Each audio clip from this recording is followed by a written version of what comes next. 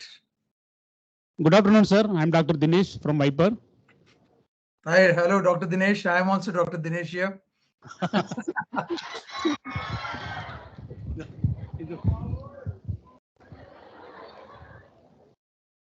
Yes, please. Good afternoon. I am Indumati from second year. A warm welcome to you one and all. I am glad to introduce Dr. Y. Dinesh sir, MBBS, Family Medicine, Pharmaceutical Marketing, currently heading Glingers Global Hospital Group for Clinical Trials and Research Indian Operation. 17 plus years of experience in the clinical research domain. Principal investigator for more than 500 plus clinical trials and generic trial combination. Industrial guidance for more than 70 plus pharma thesis. Previous research organization like GVK Bio, Dr. Reddy's, RA Chemical Pharma, CRBIO, Essence. Now I request sir to start this session. Over to you, sir. Thank you, Indumati. That's a lovely introduction. Thank you very much. Thank you, sir. Okay. All of you look very young to me. And for the first time, I'm addressing a very young audience. So this is like first year and second year here. Are we having first year and second year? Can you hear me?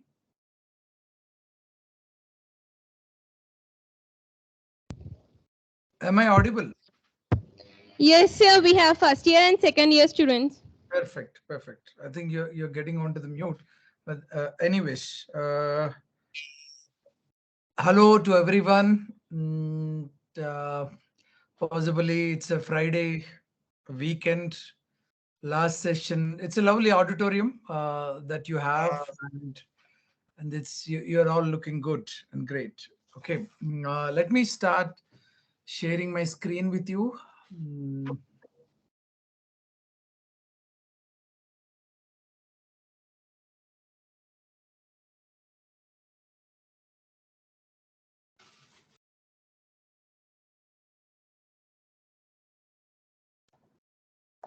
Can you see my screen?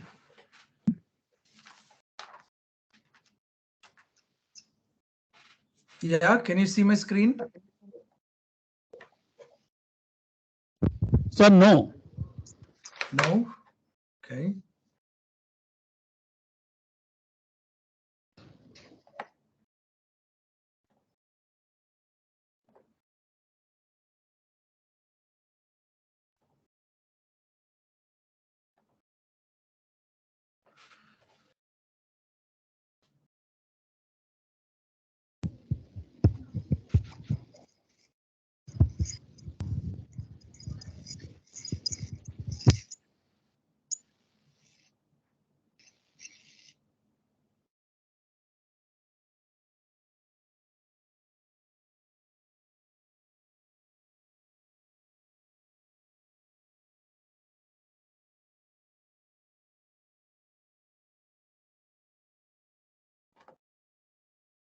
Can you see it now?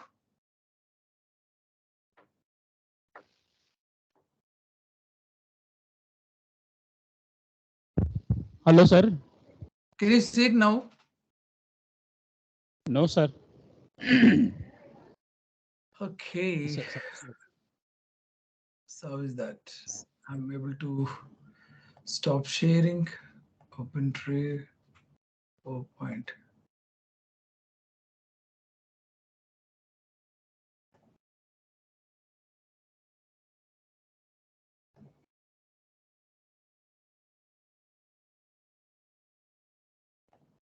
Can you now? No, sir. No. So what shall we do now? I'm able to have that screen sharing happening here. It's unfortunate I'm not.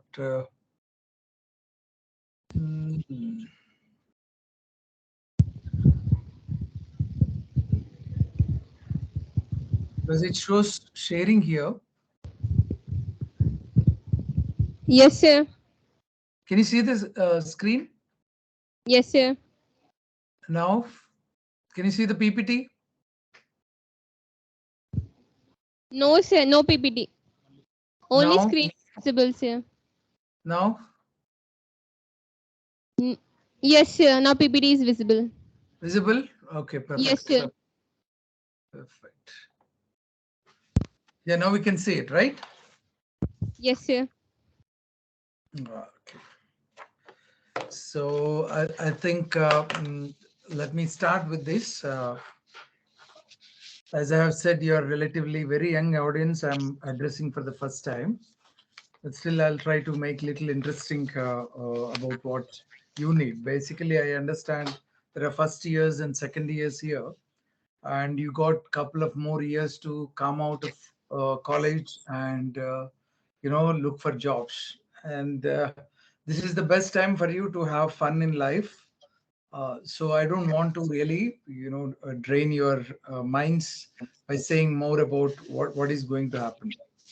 But yes, uh, I would like to say all of you should thank your stars as pharma graduates. There are two reasons why all of you have to say and thank your stars, uh, which I would be letting you know why you should be thankful about your stars as we go ahead with all this discussions on clinical trials or whatever related to this topic today. So many of you might have joined pharma. Hello, am I audible? Yes, sir. Audible. Yeah, yeah. So many of you are aware, or for the matter of fact, you might you might have gone through many times through a lot of speakers like me, or this series, or all these things that you come across. You understand that there is a lot of good scope for pharma industry. Now, I'm a doctor. I finished my medicine and then have did my post graduation.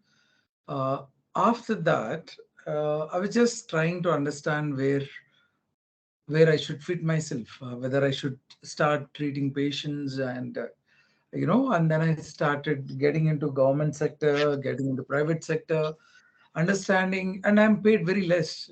I understood after 7 years of so much of struggle, how 4 and 5 years of medicine, and then 2 years of 2 to 3 years of post graduation, I'm not paid really good. So then slowly, accidentally, not slowly, accidentally, I got into a pharma industry, and the career growth was really really good, and I got fascinated about that work. So now what I realized during my course, I've been an industrial guide to many of your pharma students, especially the MPharm students who used to, prepare the thesis. And even now also, all these 6, 7 hospitals I oversee, all most of my staffing is from pharma background, either M Pharm, B Pharm, or pharma graduates. And the best part is I don't find them working with me for a longer time. It is only for 1.5 year maximum, and the next jump is they get into the pharmaceutical company sponsors or CRO industry, and the pay is also double the pay what I am paying to them currently. So I'm happy with that. I see a lot of them who have grown very good in life. Few of them have become, couple of them, for the matter of fact, are owning their own company, and they are the directors for that company. The reason, if you take any kind of education, if you take medicine, if you take engineering, if you take law, you take anything, chartered accountancy, your options are very, very limited. But pharma is one industry. What I have realized is you get too many number of options for you. You have to choose it rightly, and you got a very good careers. That's the reason I have told you in the beginning that you have to, you know, thank your stars. One of the stars is because you are trying to do pharma industry. Yeah, you might be surprised, a doctor trying to say something good about pharma industry. Yes, that's been giving me bread and butter for so long, and most of the times I'm attached to the pharma. graduates, whether it is M.Pharm, B.Pharm, or PharmD graduates. It's really nice to interact with you today. And the second star, I would say, as we progress more. Now, yes, I think you are all aware of what kind of jobs you get after you finish your pharma. Either you do your post graduation or you go into higher studies. You Some of them get into academia, become professors, lecturers, and this is the most honorable job, because these are the jobs where they try to train people like you and make your lives fruitful. Then you have government jobs as drug inspectors, commissioners. Then you can become chemist in your own pharmacy. You can work in another pharmacy. You can work in a retail, like chain of Medplace or Apollo or wholesale market. So then you have research and development, formulations, which is again into production. Then you have into drug development, which is preclinical, phase trials, data management, pharmacovigilance, and you got into post production, manufacturing, packaging. Many things are there in this. You got good number of opportunities, and off late there are many things I haven't mentioned here also. You can go into medical coding, you can go into pharmaco marketing, you can off late there are couple of new job opportunities coming, career opportunities coming for pharma students in pharmaco, the genomics, which is the latest fad. People are getting into all those things. So yes, you got plethora of career opportunities. So that's the reason I say that you people are really really blessed. Today I would like to just discuss about what one of these segments where I am experienced. I just want to share my experiences and let you know what are clinical trials. Okay, and as I am saying this, all of us are aware that we have, and still there is COVID pandemic happening. There are still deaths reported, still positive case coming in. Uh, in our facility, we have done trials on Covaxin phase 1 trial. We have done phase 2, phase 3 trials of Covaxin intranasal vaccine we have done. And then only one drug where a trial was done for COVID is molnupiravir, that is an antiviral drug. So I have done a trial for that also. We have been a part of that. So I have seen that. Now, many of us, not as pharma students, many of our family members, or relatives, or friends from other sectors, all of us are aware now that yes, if a new drug has to come into a market, they should do a clinical trial. Clinical trial is nothing but, it's a testing that we do, and analyze how effective is the drug and how safe is the drug. Okay? Now, yes, now having said that, that the evolution of a drug, how it happens. Now we see a lot of drugs, we see a lot of capsules, we see a lot of injections coming in, we see a lot of devices coming in. So all these things, to come into a market, there is a process. So for clinical trials also, it is the same thing for every drug. For Yeah, there are few exceptions which had happened with vaccine trials, because that is the need of the hour, and we understood that that we have to get into the market. So we haven't done a proper protocol based testing for this kind of things. But yes, having said that, now we are still doing working lot of research and clinical trials on covaxin or other vaccines, as a matter of fact.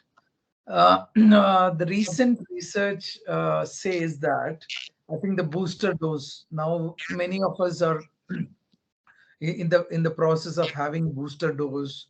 So majority of the people, even I also get inquiries and calls asking me, should I go for a booster dose? Shouldn't I go for a booster dose?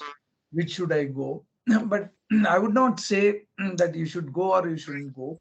But I would say that yes, for the matter of fact, you have gone for first and second doses. I always say that you better go for a third dose also, because the reason is your body is already used to that virus, and antibody resistance also is developed. So nothing has happened to you in your first dose and second dose. I think you should go for a booster dose also. But if you are really having some symptoms, or if you are feeling that that I'm not normal comparative to before, prior to vaccine dosing, then I think you should consult a doctor and take a call on it. Now I'm coming back. The research, the latest research, which had happened in CMC Vellore, which says that antibody testing after vaccine, they have done a trial on a couple of not vaccines, basically covaxin first dose, and then again they tested people who have taken first dose, and they have tested on how long the antibodies in your body are persisting. Then they have taken the second dose, then they have tested also how long they are going to be there, and they tried to change into Covishield. The third booster dose, they have changed to Covishield. Now, Covishield is one which they have realized they have got a longer duration of antibody presence in your body. Yeah, so they have published it. They have done on 200, 300 people. They have published it saying that now, if there are two covaxin doses that you have taken, it is good that you can go with a Covishield because you are having a longer, antibody sustenance in your body. Having said that, yes, when while I was talking this, many of you might be realizing that maybe I have taken two Covishield doses. Can I go with covaxin as a booster dose, or Covarrup, which is coming new? But for that, there are no proven studies. It's again a vaccine. It's again virus, a live attenuated virus that we are sending into the body. So I don't think a Covishield people should take a risk unless and until there are some studies coming out. I think I prefer to say that's my view. That you should go with Covishield, but Covaxin people can try and go for a booster shot with Covishield. Yeah, there is nothing wrong with that. Now I'm coming back to how the process starts. Yes, whenever we realize that there is an infection in the body, so we start trying to lab research is where we start. The first phase, what we say, the laboratory tests. Just a minute. Yeah, these are the laboratory tests. The first thing is the laboratory test, which we call as drug discovery and development. Okay, so basic. Hello. Excuse Yes. me, Yes. slide is not changing, sir. Slide is not changing. I'm in the same slide only, clinical trial slide only. Okay, sir. Okay, no problem. I'm trying to explain the slide, then I will change. Okay, so laboratory test is the first step as it has taken. Now we'll take. Then we have second step as animal testing. Sorry, and the third stage is clinical research, which are nothing but clinical trials. So first stage, we test something. It's an experiment that we try to do it in a lab. We try to understand what is the infection, which are the target cells that we have to do it. It's a lot of time, lot of the energies are spent on developing molecules in laboratories. And the highest paid jobs are in this R&D only. The second thing, once they identify a molecule that okay, that this is going to work in labs, they start with animal testing. These are called as preclinical testings. So animal testings, this is again a job scope for many of your pharma, M-Pharm and B-Pharm people. These are preclinical studies that we do on different kind of animals, like mice, rabbit, monkeys, many things, and this testing when we do on them is like we try to provide give that disease to that rats. We induce that. Let us say we are doing some drug, some hypertensive drug. So we are trying to do a testing for a new drug on hypertension. So what we try to do is first we try to induce certain factors into mice, or stimulating factors into mice where the BPs are elevated. Okay, and then we try to give them this new molecule what we have identified or discovered from the laboratory, and we start testing on the animals. Now, whether that the new molecule is going to bring down the blood pressure in mice or not. This is how the animal testing is done. To brief you, I think many of you people are aware. In first and second,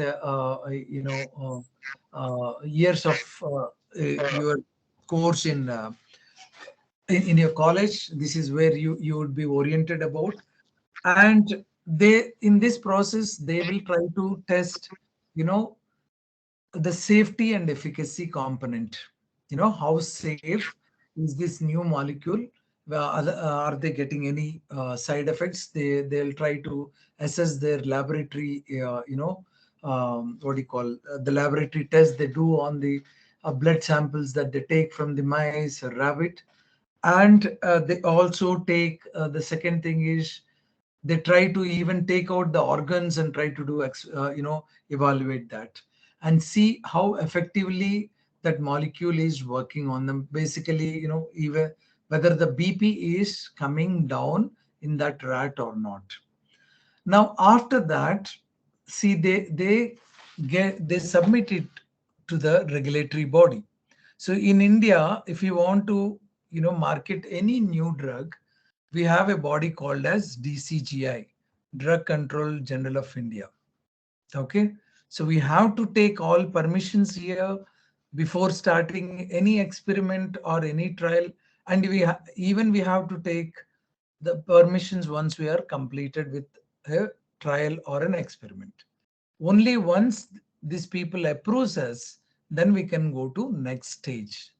So now that we have done the animal testing, we will come to the clinical trial testing. So clinical trial testing is nothing but where we will start testing on humans. Okay. Now phase one trial is basically below 100. We only test on 60 people, 80 people, 90 people. So whom are we going to test? We are going to test on healthy people. Like now any of you wants to be a part of this research, you can just come in and recruit yourself in research, and then they will take your consent, and then they will start giving you a small dose of that molecule. Now let us say the new molecule, they will try to give you 0.5 mg. So what they try to do is, first they will try to screen you, in the sense they will try to take all the blood tests, the ECGs, x-rays. They will evaluate you whether you are healthy or not, whether any abnormal values are there or not. So once they find that, okay, in ECG his heart is working good, in ultrasound his digestive system is good, uh, eh, uh, in x-ray his lungs are good, in blood test, okay, all the profiles are good. So yes, we say that a person is healthy based on all the normal values that you get after getting tested. So let's say that some of you, a person A is tested, and if he is found to be normal, he is interested, he wants to contribute something to to the society. He says that I want to come and participate. So what we try to do is we try to give him the that dose, small dose, and then again we test all those tests. So we will repeat the tests again, all the ECs, and we'll try to see whether they're having any abnormalities or not. So likewise, then we'll titrate the dose. We'll increase the dose from zero point 0.5 to 1. Then again we will try to test all the parameters. So if I find them everything is normal, then again I will increase that to 1.5 to 2.5 till the point where I realizes, or any pharmaceutical company realizes, that this particular person can only tolerate this dosage. Now let us say for at 5 mg he started developing some symptoms, some abnormal values are coming in, some hypersensitive reactions. So then we say, okay, this is the dose that he is tolerable. So these are phase 1 studies, are nothing but dose tolerance studies. So we are what these are also called as safety trials, because we are also assessing the safety of the drug. Second, then after that, all the data is provided to DCGI. DCGI goes into this, then they do the audits. They'll say, okay, and then they will say, okay, you can go into phase 2. Now, phase 2, what happens? Phase 2 is where we will be exactly looking forward how effective is the drug. Now, efficacy trials are phase 2 trials. Now, what happens in efficacy is nothing but we see that, if we are talking about this molecule of, on the hypertension, we like to see whether this molecule is reducing the levels of BP or not, whether the BP is coming to normalcy or not. And this we will be doing, somewhere below 1,000. Now 100, 200, 300, 400, based on the molecule, but it will not exceed beyond 1,000 people. And second phase is only done on patients. Now first phase we will do it on healthy people, but for oncology drugs, we do it only on cancer patients. The reason is they compromise your immunity, so we don't give it on the healthy volunteers. Now, in second phase, it is on patient. Now, in the third phase, what we try to do is we try to test on more numbers. So more numbers is maximum is up to 30,000 they go into. So multiple sites they are going into, multiple sites they are going to do that. So here again, they will assess the safety and efficacy of the drug. Now, if they find it fine, they submit it to DCGI or FDI. And once they get the permission, they get into phase 4. So by the end of phase 3, the drug is getting into the market. They will sell the product. Now, what is phase 4? People might think that, already the drug is in the market. Now, why should we again do a phase 4 trial? Now, phase 4 trial is nothing but once the people start using it, more and more people start using it, we'll try to understand what is happening, because this is all less numbers. Now, if I try to test on 30,000 people, and if I'm trying to, give the drug to at least 1 crore of people, I would be knowing many things from the 1 crore of people. Like, I would get more of side effects complaining. So that is the reason I think, if you have heard about NICE tablet, Nimonsilide. That tablet is a very good painkiller when it had come initially. And people used it left, right, and centers. Doctors prescribed it. But what they have understood in the phase 4 trial is, like, they just collect the data of what is happening with the molecule we have given. So they have understood that many of the people are having more side effects. So the DCGI recalled the drug and banned the drug. So phase 4 trials will make us understand now how it is working on a larger set of population. Now, what they try to do is all this data is collected, From all these phases, this data parallelly, they do the data management, all the data of how many patients had come, what had happened with them, uh, which hospital they have got recruited, what happened to them. Parallelly, there is another sector called PV, where all safety related, what are this, how many people have got headache, how many people have got rashes, how many people died. So the safety reporting is done on through a process called as PV, and data management of all this data compilation is done through a process called as data management. Now, all these things cumulatively, they will make a complete study report. This is the report where we'll have the information about all these things. And this report, they submit it to the regulatory, and finally, they will market it. So that is where they get these things. Am I clear? So in short, this is what happens in a clinical trial process. The sponsor is nothing but the pharmaceutical company like, Paraxel, Novo Nordisk, GSK. They, what they try to do is they sometimes hire CROs who are called as contract research organizations. These are the people who does all these activities on behalf of sponsor. So what they try to do is, first they will try to prepare a protocol, which is called as medical writing. How many members we have, how many patients we have to test on, how should we do it, what is the PK, what is the PD, what is the mechanism of action, how many times they have to come. So all these things are done through a process called as medical writing, and they really release something called as protocol. And this protocol and all documents they submit to DCGI, and they take the permission that I am going to do the trial.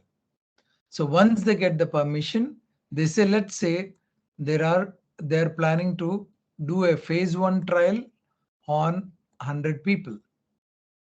So what they try to do is they try to approach hospitals and doctors, thinking that they will send a form called as feasibility questionnaire. Means simply asking them whether you got patients for this indication. And let us say with Covaxin trial only, what they have done is Bharat Biotech approached us and asked how many people you can recruit into the trial. Do you have any previous the doctor is asked, do you have any previous experience about conducting vaccine trials? So this is a basis, like, they select hospitals, and once they select the hospitals, they visit the hospitals, they will check everything in order or not. And once the hospital is there in place, the research staff is there in place, the infrastructure is there in place, they are asked to go and get an ethics committee approval. Hospitals are most of the times in India have their ethics committees, and once they get this approval, they will start the trial at the hospital. They will start recruiting the patient. They will take the consent of the patient. They collect all the information. They will give the drugs to them, and they will try to report any side effects they are getting it. Parallelly, what they try to do is they will try to capture all these events when they have given consent, what had happened to the patient during the process, what kind of drugs they have given to them, what are the side effects they have got. All these things they will capture in computer system, which is called as EDC. EDC is nothing but electronic data capture.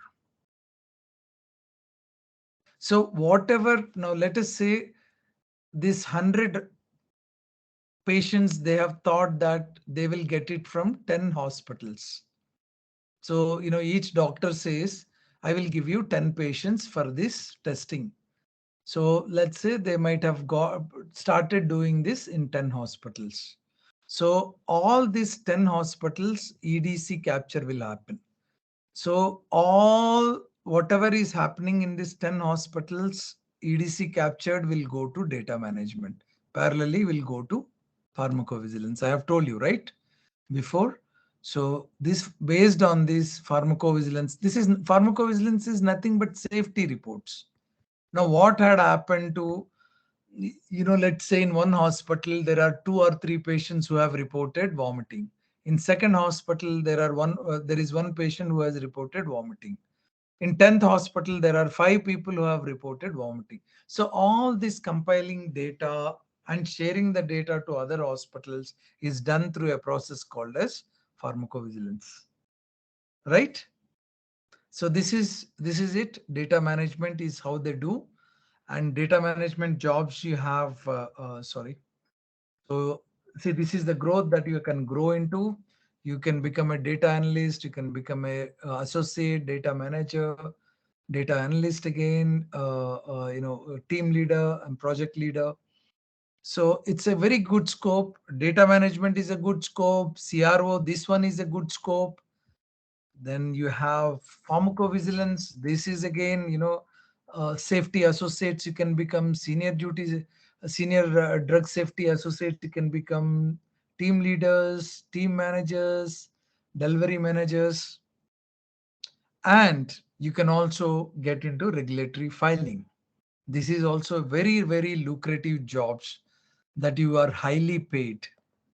Why? Because you should be knowing every regulation about it and what you should be filing.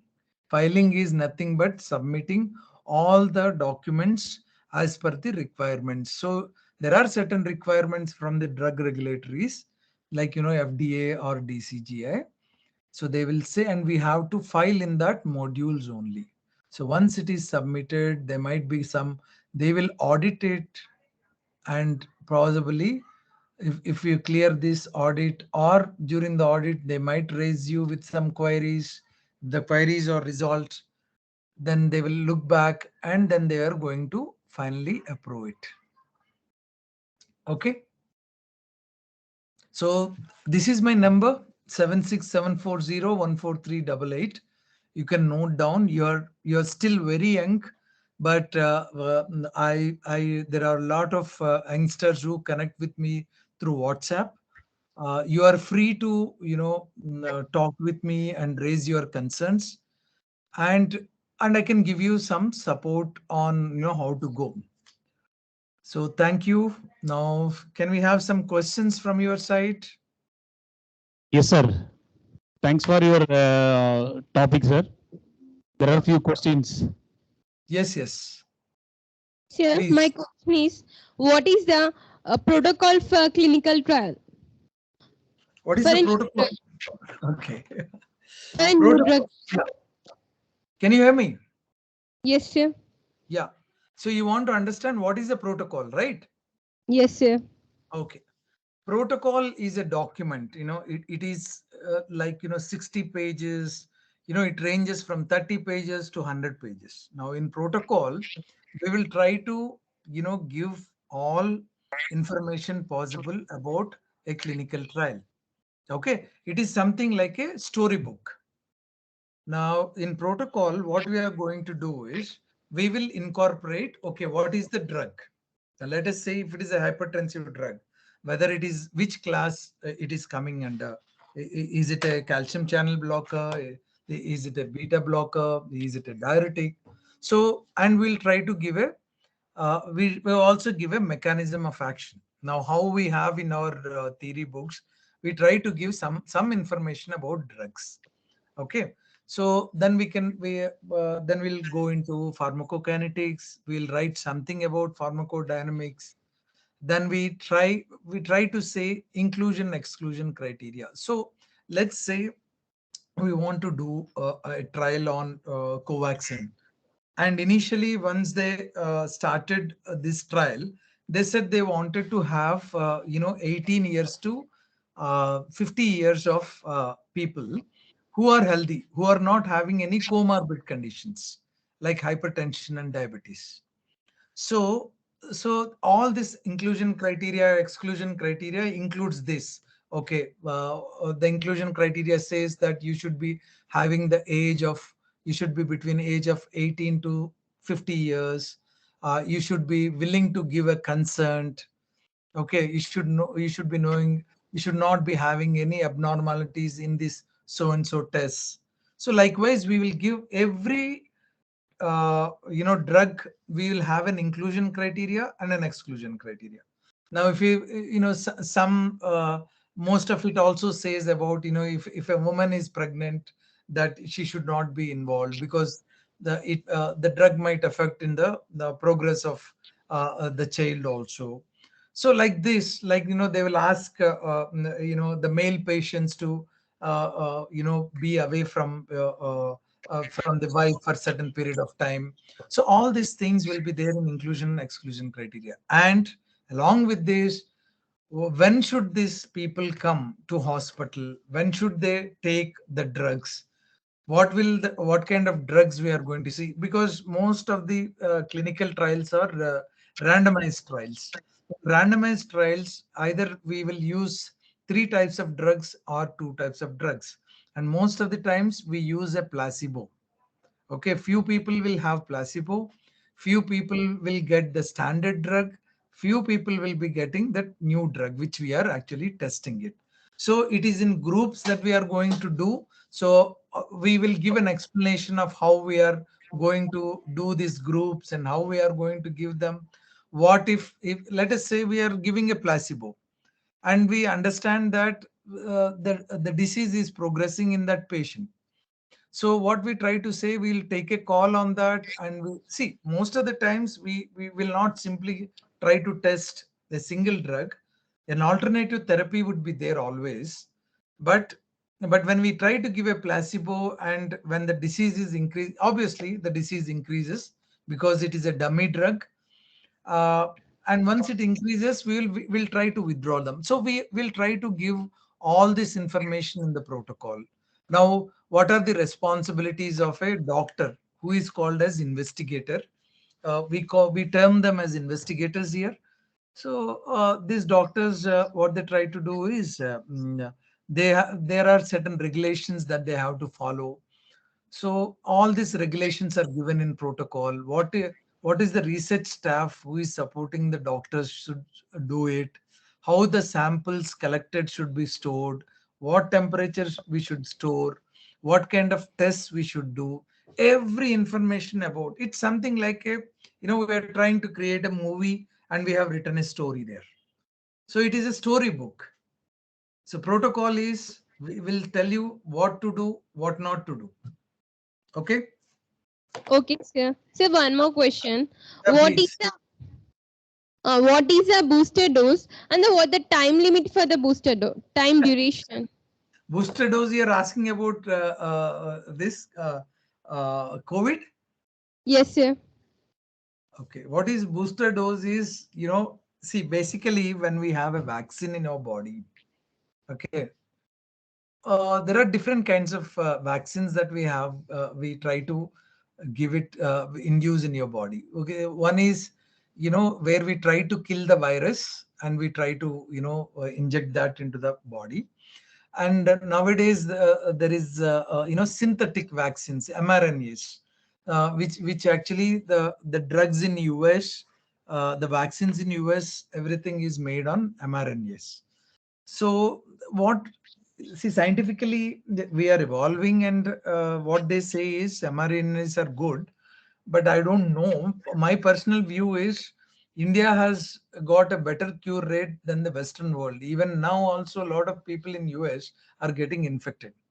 No, it is, though it is not very fatal where we are finding deaths, but the infections are fast spreading in US. Now coming to the booster dose, see, when I have done a trial, now intranasal trial, I'll tell you. Okay, uh, intranasal trial is nothing but Covaxin trial. Covaxin, instead of injections, there it had come in the form of drops, like polio drops. So in the nose, we are trying to keep 2 or 3 doses, 3 or 2 drops of that nasal vaccine. So nasal absorption is regarded as the best absorption in the whole body, rather than intramuscular, rather than IV, rather than tablets. The fastest absorption you would have is through intranasal absorption. So what happens here is, when we have tested, we thought like we are going to call the patient 5 times to us, not the patient, sorry, the healthy person who is ready to take the vaccine. What the pharmaceutical company asked me is, give me 50 people data who are willing to take 2 doses of nasal vaccine and coming to hospital 5 times and giving 5 to 10 ml of blood. So visit one, first time they had come to hospital, we have taken the consent and we have taken the blood samples. Uh, we have given 4 or 5 drops of nasal vaccine in the nose, and we have asked him to come after 1 month. After 1 month, he had again come. We have given him 3 or 4 drops again. We have taken the blood sample again, 5 to 10 ml of blood sample. Now, after that, after 1 more month, we have asked him to come to give the blood, because it's only 2 doses. First and second month he is done with. Third month we have asked him to come. Likewise, fourth month we have asked him to come. Fifth month we have asked him to come. Now, what had happened is, out of 50 people, for whom I have given vaccine for first and second month, the completed people, in the sense, the guys who have come for all the 5 times to the hospital, are only 33 people. So 17 people did not come after that. Out of 17 people, someone had come for the third time to hospital. They have given, they did not come for fourth and fifth. Someone had come for third time and fourth time, fifth time he did not come. So someone stopped coming from third time onwards. Like this, it had happened. So the reason what we try to do, why we take these samples, is we try to test the antibodies in you. Now, how long is your antibodies in your body to fight the COVID infection? So usually, what they're trying to say is 4 to 5 months is what they try to say. You have your antibodies in your in your system. Surprisingly, certain people, even after COVID vaccine also, after we have tested blood testing, we did not find any antibodies developed in that. So these are rare cases we find. So generally, you may not have 6 to 7 months more than that. But booster dose, I think many of you have already taken Covaxin and Covishield long back. So yeah, still the disease is there. So it is advisable that you can take it, because what happens is, you are the people who go around into most places. You go around with your friends. You come to college. You go to malls. You go to eateries. You travel in bus, and you for the name's sake, you try to have a mask. But I don't think nowadays mask also has become so stylish. We have different kinds of cloth masks coming, because they're not protective. But anyways, I suggest you people, you are young, you have a lot of immunity. So yes, you can have a booster dose. There is no specific timeline, but after the prior dose, after 6 months, you can go ahead. Next question. No more questions, sir. Okay, I think this is very primitive understanding for them. All these youngsters, they're in second year, first years might not be knowing any clue about it also. Yes, sir. Yes, sir. So I just want to tell them as a story only, and just give them an insight that they're at a better place. Now, Yes. I think I have to wind up telling you about the second star. Why you should thank second star? The second star includes Dr. Ramesh and Dr. Dinesh. the reason the reason why I'll tell you. Okay, I am associated with many of the colleges. I'm former colleges in and around. Uh, but yeah, I got connected with Dr. Ramesh. Say around 4 to 5 months now. We started giving some webinars. What we understood is, people in pharma, unfortunately, they're paying a lot of money outside for trainings, and they're not getting proper trainings. So we thought, like, we want to share our experiences with them, and try to get these people out, give them a better guidance. So in the process, I got in touch with Dr. Ramesh. But I know about him. I've been listening about him in the industry. He's very enthusiastic. See, this is one of the best examples. First year and second year, he is making you sit and getting people like me and orienting you. So, so this impact lecture series, or for the matter of fact, off late, the kind of momentum and encouragement he gives and sends the people. Most of the times, you have to be lucky. You are lucky to get mentors in the form of Dr. Ramesh or Dr. Dinesh and the team. See, these are the honorable people. They see batches, hundreds of batches. They're going out, getting successful in life. But once you look back in our life, these are the people who have, really guided us. So you thank your stars, you be thankful to God, because unless and until you do, something drastic in life, you'll not be going to be successful in pharma industry. Pharma education is such that you got lots of openings, lots of opportunities, that that unless and until you have to avoid this education, that you are not getting a job. If you are not getting a job in spite of all these opportunities you have, seriously, there is some problem with you, that you have to look.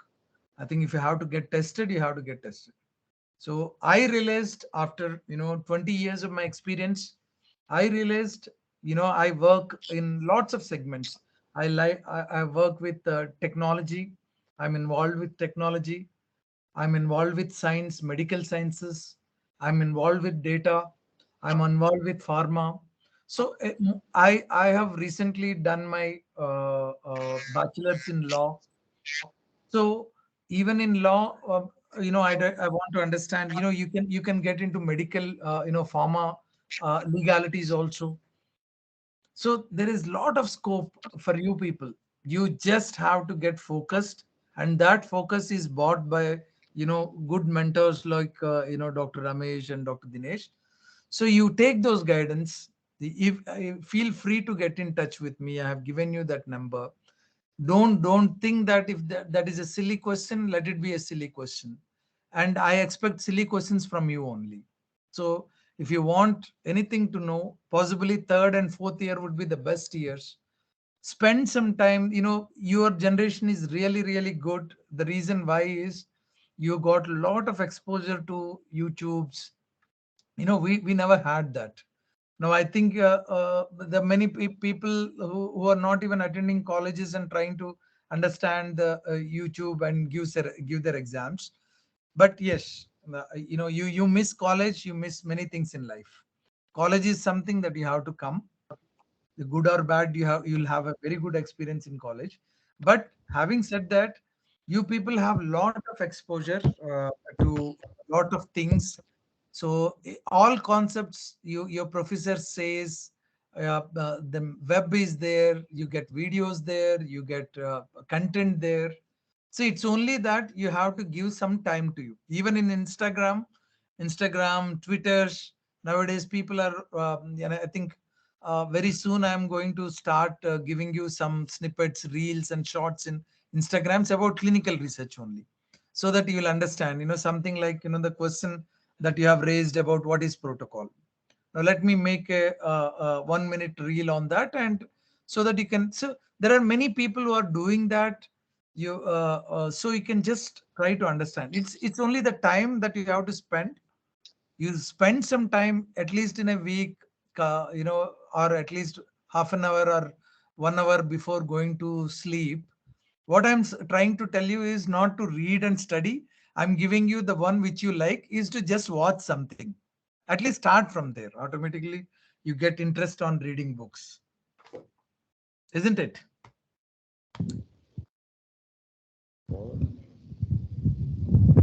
Sir, Yeah, good afternoon, sir.